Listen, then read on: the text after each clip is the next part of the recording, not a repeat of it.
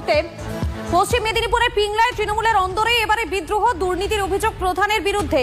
অনাস্থা 14 সদস্যের। পিংলার ধনেশ্বরপুর পঞ্চায়েতে সেখানে 15 আসনে জয়ী হয় তৃণমূল কংগ্রেস। প্রধান পুষ্পেন্দু দের বিরুদ্ধে একাধিক দুর্নীতির অভিযোগ ওঠে। সরকারি টাকা 9-6 থেকে স্বজন পোষণের অভিযোগ ওঠে প্রধানের বিরুদ্ধে।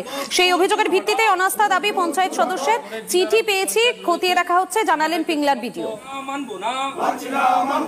প্রধান সাহেবকে আমরা মানছি না, মানবো না। আমাদের যিনি প্রধান সাহেব হয়েছেন ওনার পুষ্পেন্দু দে মাসে ওনার দুর্নীতি শুরু হয়েছে। আমরা বিগত দিনে অনেক চেষ্টা করেছি, আমরা অনেক ঠেকানোর চেষ্টা করেছি। উনি কোনো মতেই আমাদেরকে সহযোগিতা না করে উনি নিজের ইচ্ছাতে সমস্ত ফান্ডের টাকা তজরুপ করেছেন। আমি তৃণমূল থেকে বলছি, এটা তৃণমূলের সংসদ। এটা সকলের কাছ থেকে বিক্ষোভ আসলো, তখন এটা আমাদের সবাই মিলে একটা আলোচনা করে, পার্টিতে আলোচনা করে সব কিছুই অনাস্থা। দলীয়ভাবে কাকে জানিয়েছিলেন? দলীয়ভাবে আমাদের অঞ্চল সভাপতি আছে, আমাদের ব্লক সভাপতি আছে। ওনারা কি বললেন আজকে অনাস্থা?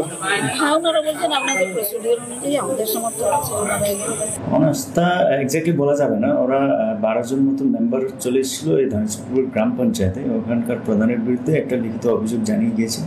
ওনারা বলছেন প্রধান ওনাদের মতন ঠিক মতন করছেন না, তদন্ত করে একটা দেখতে যদি হয় তাহলে ওনারা অনাস্থা আনার জন্য একটা কথা বলছেন। কিন্তু যেহেতু পঞ্চায়েতে একটি 2.5 বছর না হলে তো বোর্ড পারমিশন আফটার 2.5 বছর না হলে করা যায়, তাই ওটা প্রশ্ন এখন আসে না। তবুও আমরা একবার তদন্ত করে দেখছি ওনাদের অভিযোগ কী কী আছে।